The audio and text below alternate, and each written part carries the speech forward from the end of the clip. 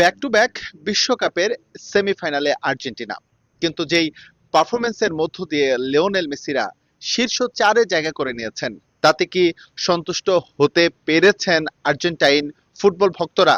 বোধহয় না। ইংল্যান্ডের বিপক্ষে এই দলটা সেমিফাইনালের বাধা টপকে আবারও ফাইনালে জায়গা করতে পারবে কিনা, এটা নিয়ে বড় সড় একটা প্রশ্নবোধক চিহ্ন কিন্তু এসে গেছে। আসলে কি আর্জেন্টিনা পারফরমেন্সের দিক দিয়ে এমন একটা দল, নাকি এটা স্ট্র্যাটেজিক্যাল একটা কারণ? বিষয় দুটোই হতে পারে। এক হতে পারে আর্জেন্টিনা ফুটবল দলের সামর্থ্য বাস এতটুকুই, আর একটা হতে পারে এটা লিওনেল স্ক্যালোনির অন্যতম বা নতুন কোনো একটা কৌশল। প্রথমত, আর্জেন্টিনা এখন পর্যন্ত যে ম্যাচগুলো খেলেছে, গ্রুপ পর্ব দেন নকআউট পর্ব, রাইট ব্যাক পজিশন আর একটা হচ্ছে লেফট ব্যাক পজিশনে, এই দুটো জায়গায় আর্জেন্টিনার দুর্বলতাটা কিন্তু একেবারে দিনের আলোর মতো স্পষ্ট হয়ে উঠেছে। স্পেশালি যদি বলি আমরা রাইট ব্যাক পজিশনে, যেখানে নাওয়েল মোলিনা খেলছেন, প্রতিপক্ষের যে কাউন্টার অ্যাটাক, সেই কাউন্টার অ্যাটাকে আর্জেন্টিনা কিন্তু ওই চাপটা নিতে পারছে না, খেই হারিয়ে ফেলছে।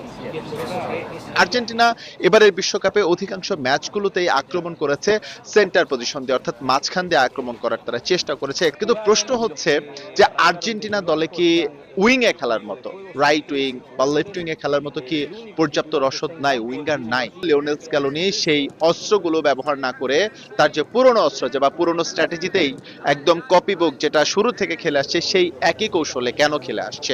ওই যে শুরুতে একটা কথা বলছিলাম যে এইটা যদি হয় পরিকল্পনার অংশ, তাহলে হয়তো আর্জেন্টাইন ফুটবল ভক্ত বা আর্জেন্টিনার জন্য নিশ্চিতভাবেই দুর্দান্ত কিছু অপেক্ষা করছে। আমরা যদি গেল বিশ্বকাপেও যদি দেখে থাকি যে দুর্দান্ত একটা মাস্টার স্ট্রোক তিনি খেলেছিলেন ফাইনালে, স্পেশালি আনহেল ডি মারিয়াকে রাইট থেকে সরিয়ে লেফট উইং এ তিনি যখন খেলিয়েছিলেন, একেবারে তিনি কিন্তু মোটা দাগে বলা যায় ফ্রান্সকে তিনি একাই ছিঁড়ে ফেলেছিলেন। এবারের বিশ্বকাপে যদি বলি, ঠিক একই কপি বুক স্টাইলে লিওনেল স্ক্যালোনি চলছেন, তবে তিনি মাস্টার মাইন্ড, তিনি প্রতিপক্ষের শক্তিমত্তা বা মেধা যাচাই করে সবসময় কৌশল সেট করে থাকেন। যে স্কোয়াডটা কানসাসে অর্থাৎ সুইজারল্যান্ডের বিপক্ষে কোয়ার্টার ফাইনালে খেলেছে, সেখান থেকে অন্তত 3টি পরিবর্তন আসতে পারে।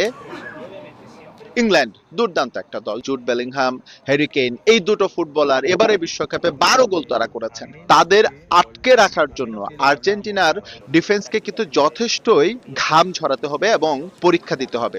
একই সঙ্গে তাদের মিডফিল্ডের কথাও যদি বলি, দুর্দান্ত পারফর্ম করে চলেছেন। ডেক্লান রাইসের কথা বলি, জন স্টোনের কথা বলি। আর্জেন্টিনার মতো ইংল্যান্ডেরও দুর্বলতা রয়েছে তাদের রাইট ব্যাক পজিশনে। পছন্দের যেই রাইট ব্যাক যারা খেলে থাকেন, তারা কিন্তু ইনজুরিতে আক্রান্ত।